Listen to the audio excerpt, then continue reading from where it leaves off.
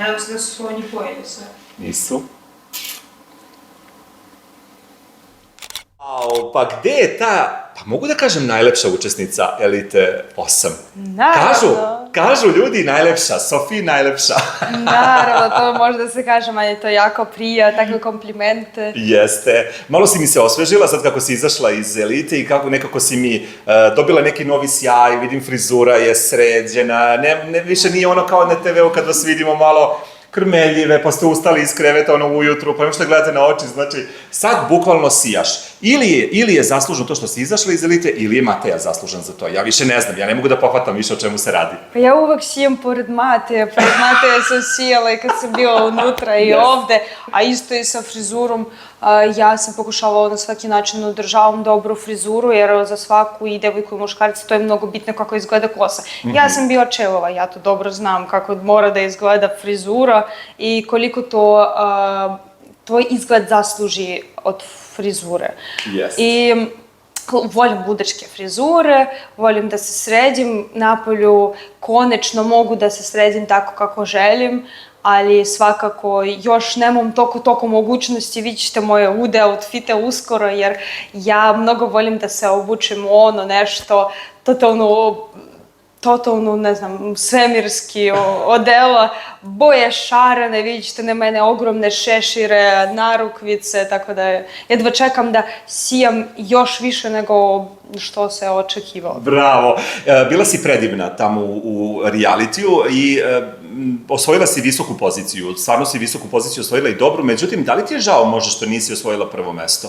Ti možda malo krivo? Pa meni nije toliko krivo, nisam ni očekivala da hoću osvojim prvo mesto, nikad nisam se nadala tome, ali sad meni postaje malo krivo kad sam već izašla napolje i vidim koliko ljudi u stvari koliko količina ljudi koje su mene podržavali i podržavaju i sada.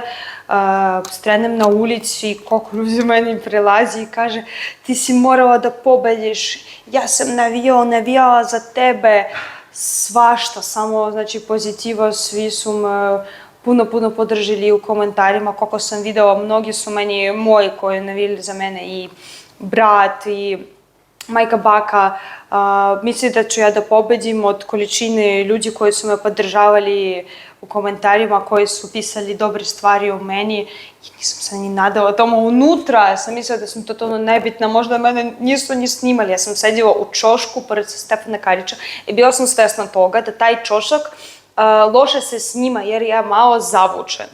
I nisam se ni primestila odavde jer nije mi bilo toliko bitno da se prikazujem. Izvini Sofija, najgrlatiji su ovi tamo bili kod Đedovića. Đedović, Kačavenda, ne znam, taj tu deo stola, najgrlatiji, najveće svađalice, najopasniji ljudi, svi ono, uglavnom su oni bili u kadru da se raspravljaju, da isteruju pravdu i ostalo.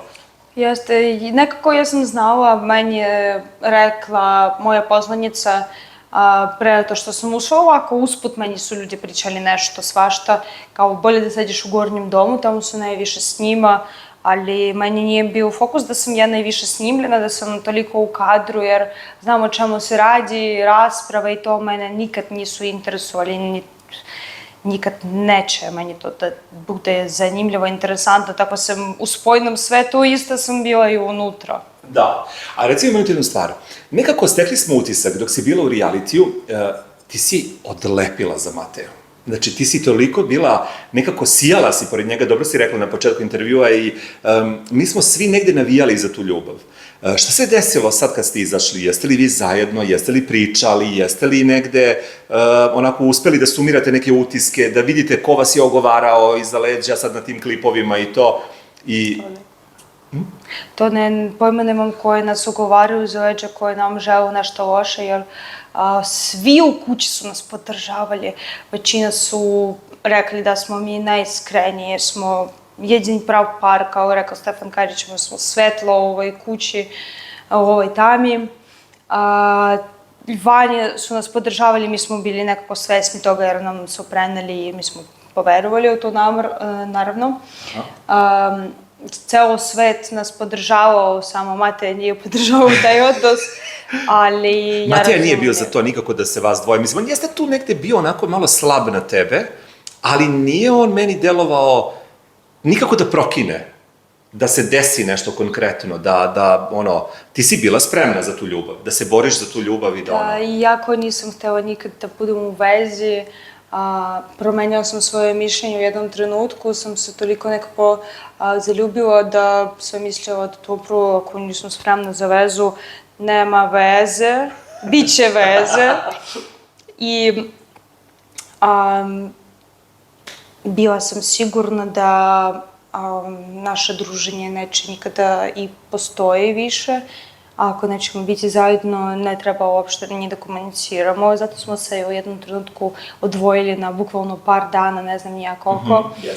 Ali svakako meni full nedostajao zato što bio meni najveći oslonac i podrška i tada i stvarno sada uvek meni stvara tu pozitivu i to što mene napunjava. Uvek kad ja nisam raspoložena pored njega, kao nemam brige, nemam ništa o čemu moram da se opterećujem. Totalno meni je tako sa njim ti se topiš pored njega. Dobro osjećaj. Ti se topiš pored njega, tebi je sa njim, ti si kakvi, ti si ono, i dalje zaljubljena. Ali kakva je sad situacija? Ja možda sam i dalje zaljubljena, naravno da nisam toliko koliko sam bila unutra. Koliko si bila, da. Sad to vrlo dobro znam, mogu da uporedim svoje osjećanje. Meni su već mnogo stabilnije s polja. I kad sam mu popričala sa svojim bratom od tetke, on je dečko mnogo sličan meni, tako smo ljudi i mnogo ja volim svog brata toga. On je imao mnogo sličnu situaciju, družio se sa devojkom sa kojom imali ko ljubav, ali bili su mnogo bliže nego ja i Mate, to se dešavalo 4 godine, 3. I živjeli su zajedno. Mi smo žili sa Matejom u kući, voljeli su se, ali ona ga više volila kao na drugarski način, on nju na romantični način. Jel misliš da Mateja tebe voli više na drugarski način? Ja znam da on mene voli i znam da me voli na drugarski način, ali znam da me voli kao osobu, da me ceni, da me poštuje, to sve stoji. Možda ja isto njega više volim na drugarski način nego na romantični. Nismo ni doživjeli nekakvu tu specijalnu romantiku, više drugarsku. Mi smo krenuli od toga kao da smo već u nekoj zajednici.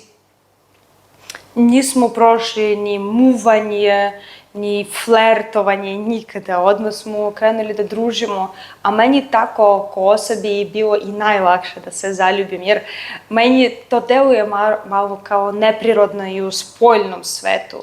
Kao kad te dečko muva otvoreno, da tebi poklonje cveća, da te zove u restoran, to tako i treba, to sve stoji. Ali to meni ne dodaje tu vrstu prirodnosti. To kao mora tako, to je u glavi kao, muvamo se, šta će sada, da li treba da budemo zajedno, kao idem ka tom razmišljanju. A kada se družimo, pa usput osjećaš neku emociju, kao, meni taj dečko može drag na drugi način.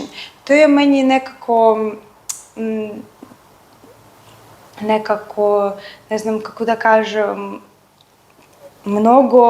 mnogo draže, mnogo prirodnije, spontano, ja volim spontane stvari. A čekaj, Sofiji, kad ste izašli napolje, evo vi ste i dalje nerazdvojni. Vi kao da ste i dalje u realitiju, ne razdvajate se jedno od drugog. Da li je bio neki poljubac? Da li si ti pokušala možda Mateju da poljubiš? Naravno da nije bio ni poljubca, ja ne bi ni pokušala nikad dečka u životu svojem da poljubim. To meni čudno, ni pojma nemam, šta bi meni to palo na pamet. Mateja nije pokušao da te poljubi, Ne, ni u jednom trenutku. Što tebe baš onako ceni, da kažemo, poštujete ono za ovaj... Da, ja osjećam od njega tu istu energiju što sam osjećala i unutra. Ja sam ponegde mislila, jer sam svašta stigla da pomislim unutra, da li hoće Mateja da se promeni kad izađemo, da li hoće da kaže, jer meni u nekom piku zaljubljenosti je bilo u glavi, to sam pričala s Stefanom Karićem, kao, možda sam rekla da i kod Darka na intervju, da meni je omiljena želja da on kada zađe kaže nisam mogla da tebi kažem razlog taj je taj, nismo mogli da budemo zajedno unutra, ja sam tebe voleo celo vreme, sada ćemo kao da budemo zajedno, to sve.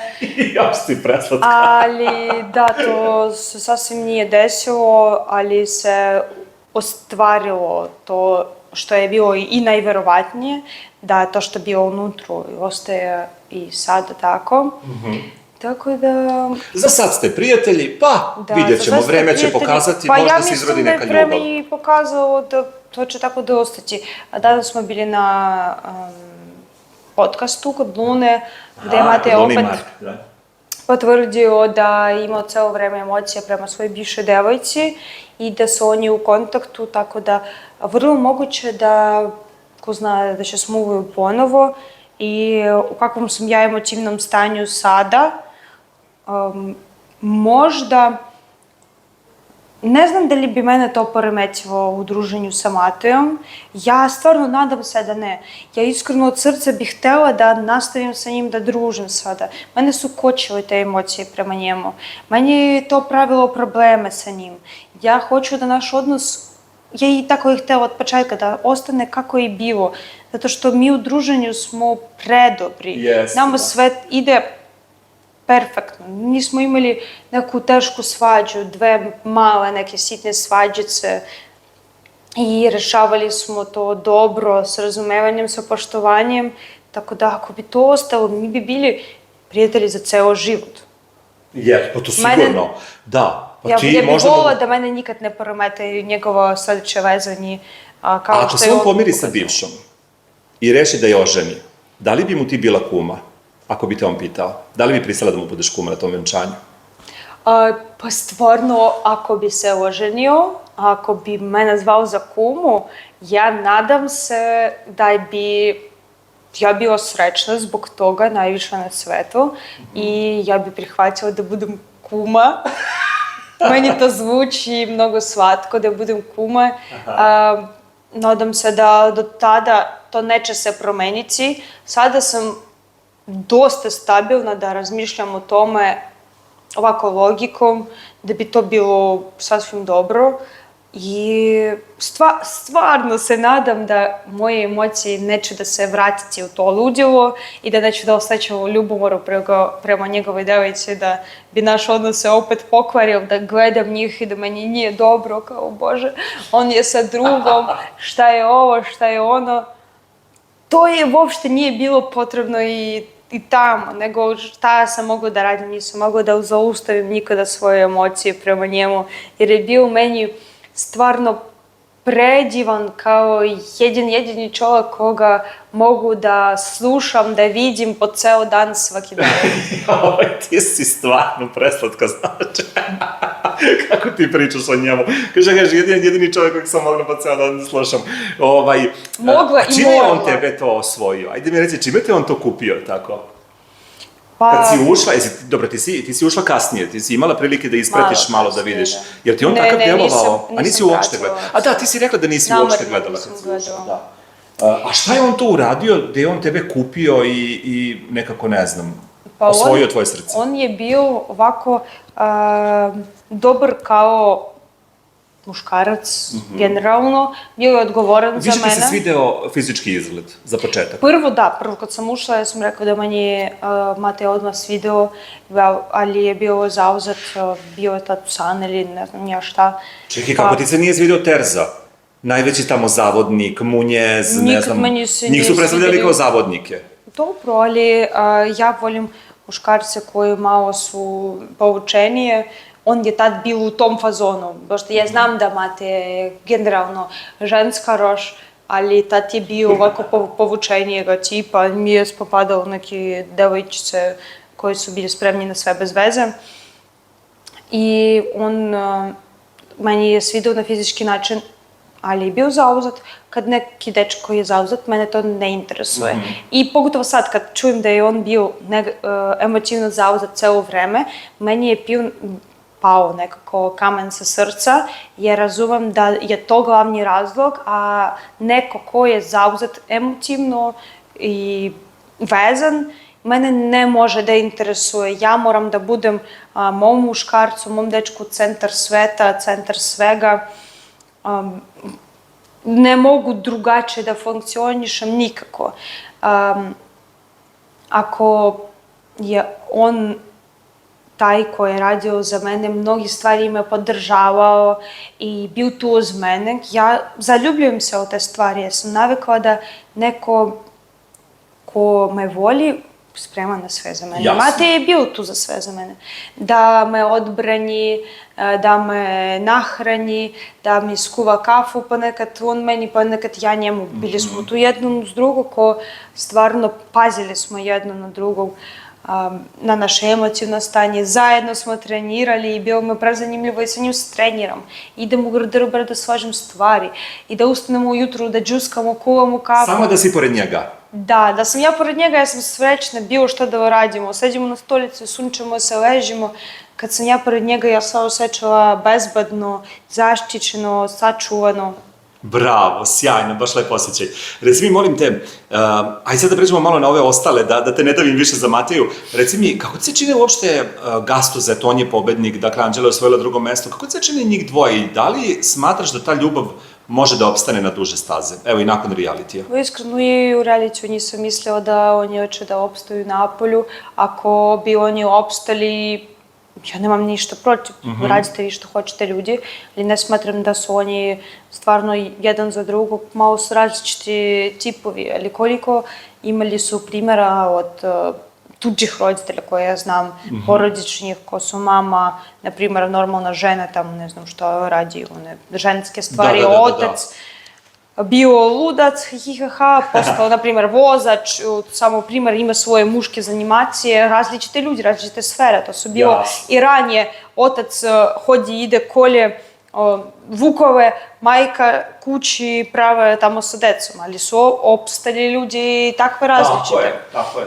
Onda ja ne mogu da kažem da ovi ne bi opstali nikada, različiti ljudi se smuvaju i to je to. A što misliš, da li Anđela voli Gastuza? Što znam, ne mogu ja da kažem da li neko voli, nekako nisam bila... Kako se tebi to činilo tamo u kući? Jel postojala tu negde neka emocija iskrena ili je više bilo onako za tebe? Pa meni je delovalo da su oni oboje više se, ne znam, zavolili ili se zaljubili zbog navike, ali ako su već se zaljubili zbog nečeg drugog, nek budu tako, ali da su ohladnili jedno... Anđela šoferira sada, voza Gastuza, pokupi ga, odbaci ga, doveze ga, odveze ga, znači to, dakle njemu nije loše. Ja smatram da je više ona u njega se zaljubila i u realitiju i sad. Tako meni se deluje, jer možda za njega bi trebala neka devojka koja je nešto luđa, ali ako su u tom fazonu da... Ja smatram stvarno da na kraju krajeva je bio on taj koji je bio pitan da li će oni da budu zajedno ili negde. Ja smatram da on je to odbio i rekao da ćemo da sama družimo i ona to prihvatila. Pa isto ko kod mene imate, ja nisam bila pitana da li hoćemo da se družimo ili ne. Ja sam prihvatila druženje i stvarno se nadam da hoćemo družimo. Nismo bili nikad zajedno da bi to bilo kao dobro da ćeš da budeš zajedno sa mnom, bar da se družimo. Ali svakako ja tu se saosećam sa njom ako je ona u istoj situaciji, jer... Ko je bio tvoj favorit za pobedu? Naprimjer, dobro, ako izuzmemo Mateju, naprimjer, evo i ti da ste sad van svega. Dobro, je. Za koga bi ti glasala da si napolju bila? Ja bi glasala za Stefana Karića, za mog tatu. Jer po meni je bio totalno ispravan i prema svojoj devojci s polja, i prema meni, i prema ostalim učesnicama i učesnikama.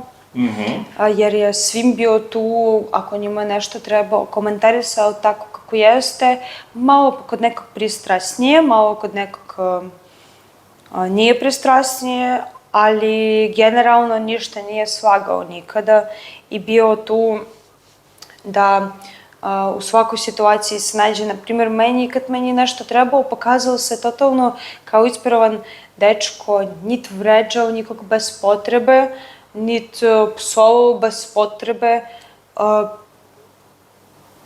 Po meni je taj čovek bio pobednik reality, ako već Jeste, Stefan je pričamo o onako tomu. baš pokazuje baš onako jednu lepu stranu, mislim, da kažem, Jeste, ja ne znam onako kakav je lepu bio u svoju- prethodnim sezonima, niti sam ispratila kad je zašla, ali što se tiče ovoj sezone, što da ne bi povedio pa i taj čovek i bio puno tu učestvovao svugde gde je mogao, čak i kad smo našli ptice, ne znam da li je to praćeno od... Nisam video, meni samo sad zalaze klipe mene i Mateje zajednički, ništa drugo ne gledam, bukvalno. Mi smo našli u jednom trenutku prvo Stefan, posle ja, ptičice su pale sa krova, sa krov. Aha, jeste. I mi smo njih pokupili i stavili u kutiju da odgajemo. Hranili su sa vodom. Više Stefan tu brinuo o njima i sa nekim, tamo smo našli, Stefan našao doneo neki za kokoške što oni jedu, da njih nahrane. Da ih nahrani malo, da. Bože, šta se tu dešavalo, te pčice su nažalost preminule. Tako da ovako meni se pokazao... Bilo ti je zanimljivo. Dobra duša. Da. A ko je bio najveće zlo po tebi u eliti? Zlo bilo je mnogo zla unutra. Mnogo se učinilo jednom drugom zla od strane ukućenih, bez razloga na to da i dobre stvari se dešavali, to ne mogu da porečem nikada. Ali... Ko je bio najpokvareniji? Ko ti je onako... Ko te razočarao jako? Ko te je ono... Niko mene nije toliko ni očarao da bi razočarao. Sad, ako budem mnogo iskrenije, ja mogu da kažem da stvarno mene većinom razočarala Sofija. Jer ja sam nju toliko smatrala za iskrenu prijateljicu, da sada razumem, možda sam bila negde u svojem svetu i nisam videla neke stvari. Ne kažem da je ona najpokvareniji ili najzlija, ali neko ko meni nije bio blizak nije mogao da me razočara. I ja kad sam pričala o tome, kad smo bili unutru, meni je delovalo da njoj ne zanima zašto sam ja nju razočarala. Ona je bila u fazonu da... Ne znam, da li nije htela da ja pričam o tome javno, zato nisam ja ni nastavila, zato što nisam htela da nju ni blaćam, ni kanalju, ni u kojem trenutku je bila tu mnogo puta uz mene. Ali meni je delovalo nakon, ne znam, na kraju maja, sredina kraj maja, da je ona meni okrenula se i počela da bude ne uz mene, a čak kao da protiv mene. Da ni ona malo gajila simpatije prema Mateji? Neke tajne, potajne? Ja ne mislim. Ona meni u nekom trenutku krenula da priča da šta meni treba taj Mateja, da meni apsolutno ne treba, on je ovakav, on je onakav. U stvari se napolju kad izađeš imaćeš ono i uvećeš ono, šta da imaš, što njemu da razmišljaš. Možda svakako bi drugarica tako rekla, ako bi video da ja nemam uzvratnu, da ja se lakše osjećam. Većinom puta je bilo tu kao iskreno da me podržava, ali neke situacije meni su totalno nejasne. Ona je bila prva koja je mene nazvala šatro drugaricom. I mene to jako stvarno povređalo, jer stvarno sam bila u svakom trenutku uz nju i kad meni stižu takve epitete, ja nisam razumela ka čemu je to ili da li smo stvarno uvek bili šatre drugarice, više sa njene stvari, zašto ona nema više poverenja u mene, zašto se naše poverenje se poljuljalo. Meni je mnogo bilo krivo zbog toga i nakon toga što sam izašla, meni je mnogo i Stefan i Mateja pričali da ona meni nije prijateljica nikakva i nikad nisam njim ni verovala. Nakon toga što sam izašla videla sam i neke stvari gde ona nedobro priča o meni, što je mene stvarno šokiralo, jer nisam nikad očekivala ni jednu, ni pola lošu reč upućenu u moju stranu, tako da ja stavljam pod sumnju sad celo naše prijateljstvo, a to meni mnogo žao I s obzirom na to da ona meni se nije ni javila sad da se vidimo, na žurci je mene zvala da idemo zajedno, ja Dača i ona, u galeriju. Ja sam njeno dala broj moje babe i posle ona meni se nije javila, možda ima neki drugi planovi, neki drugi razloge. To nismo ni pričali sa njom, ali ja smatram da ako bi ona htela da popriča sa mnom, popričala bi. Mnogi ljudi su upućeni u situaciju da ja nemam gde živim. Ja se sad ne žalim, ljudi, izvinite, ja ni od koga ništa ne tražim. Da. Ali bar da možda pita kako sam, da li imam gde da stanujem ili neke takve stvari. Ja mislim da to bi bilo prijateljski, ako smo već bili prijateljice. Znači, nije ti pokazala tu neku prijateljsku crtu i tu stranu. Recimo, kako si ti gledala na tu situaciju kada je ona, negdje da kažemo, ušla u dublji odnos sa Terzom, koji je opet ostavio trudnu Milicu na polju, nekako, kako ti kažem, jesi ti njoj skrenula pažnju, šta radiš, kako se to ponašaš? Ne, nikad nisam skrenula njoj pažnju, zato što ne smatram da ja starijim osobama od mene treba da skrećem pažnju, pogotovo kad meni niko nije tražio savet. Dobro, opet si joj prijateljica, da joj daš neki prijateljski savet, da kažeš, mislim da ti to nije dobro, nije okej, da ti... Već kad je ona ušla u vezu, ja ne smatram da bi ona morala sad da to prekida. Naravno da nisam njoj ništa rekla, ja sam smatrala da ona iskreno ušla u sve to. I kad su bili zajedno, ja sam videla njene suze koje niko nije video osim mene i možda Dače. Kad je ona bila povređena sa njegove strane, on se stvarno nije dobro ponašao prema njoj nekim navratkama, zato što je stvarno takav čovek lut, ja ne mrzim Terzu, ne. On prema meni je bio uvek korektan i dobar i družila sam sa njim unutra, ali to što nije bio korektan prema Sofiji, to što se ponašao ludački, to sve stoji. I onda kad sam bila dosta više puta uz nju unutra, ja mnogo očekivam za ljudi koji su bliski sa mnom, kojih ja smatram, kojih ja cenim u svom životu. Ja od njih imam mnogo očekivanja, zato što i ja isto bi pružila njima mnogo toga. Jasne. I podrške i svega. I kad nisam videla to od Sofije u nekom trenutku, ja stvarno ne znam više da li ćemo uopšte bilo šta u Da li je moguće uopšte da ostanete prijatelji, da budete dalje prijatelji i to? Mislim, posle ovoga teško. A sad mi reci, Sofi, gde si ti smeštena? Mislim, jesi kod Mateje, mislim, pošto vidim da je Matejina mama dočekala tvoju baku, čini mi se, na aerodromu. Da. I mislim da te Matejina mama baš voli, da bi ona baš možda želela da ti budeš snajka. Tako mi barem deluje, takav mi je utisak.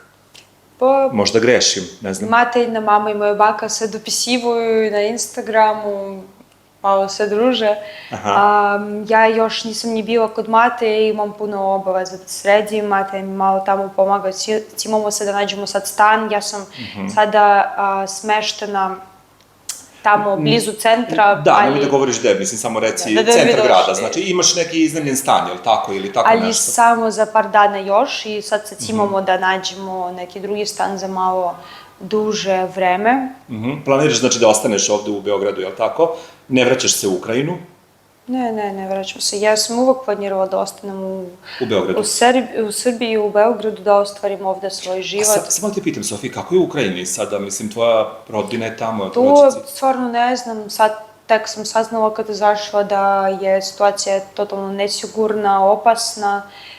Oba grada u kojoj živi moja baka i moje, oba 3 grada i moja sestra, dosta puta bombardovanje, ništa to nije dobro. Opasno. Opasno je, da, opasna situacija. Ne želim da se nerviram oko toga, ali... A samo, evo da te pitam za kraj, reci mi, da li, pošto planiraš da ostaneš u Beogradu, da li planiraš da započneš neki biznis, da nešto radiš, ili planiraš da uđeš u Elitu 9 od septembra? Da, za sada stvarno ne planiram da ulazim u Elitu 9. Ja bih htela da se ostvarim prvenstveno kao influencer, jer je to najlakše neka stvar. U modelingu, u glumi, ako već postoji mogućnosti za to. I isto ja bih volila da ostvarim se u biznisu. Ja sam sebe uvek videla kao business woman, da imam svoju neku neki taj rad, ne znam ni u kom smeru, sada imala sam mnogo ideja, ali je potrebno za to previše para, ja najviše izmišljam nešto što potrebuje toliko para kako nemaju ni milioneri, iskreno kažem. Treba se puno uloži, a do momenta dok ne zaradim to, to meni... U modelingu možeš da se odmah ostvariš, znači, pošto si ti je lepa, ja mislim da ti sad ovako da neku reklamu snimiš za početak, da se malo onako na taj neki način... Ja jedva čekam na ponudbe koje će da me stižu, jer za sada ne mogu da se oslonim na Instagram, ne znam nigde čitam, imam milion poruka, a većinom vidim samo moju podršku i neki fanovi, a nešto vezano za reklamu, imam mogućnosti da vidim od količine poruka, možda treba, ne znam, e-mail da upišem da meni tamo stiže neke ponudbe ili da menadžera nekog nađem, pojma nemam ni ja šta sad da radim, jer sada imam previše toga svega. Polako, tek si izašla, vreme je pred tobom, znači Mateja je tu da ti bude podrška i da te on negde posavetuje, usmeri i ja sam siguran da ćeš ti uživati u Beogradu, ako ništa drugo, da će ti biti lepo ovde. Ja jedva čekam da uživam. Super. Bravo, Sofi, mnogo ti hvala, divna si i naravno, ako te ne vidimo u Eliti 9, onda makar da te vidimo na nekoj modnoj pisti. Vidjet ćete me sigurno.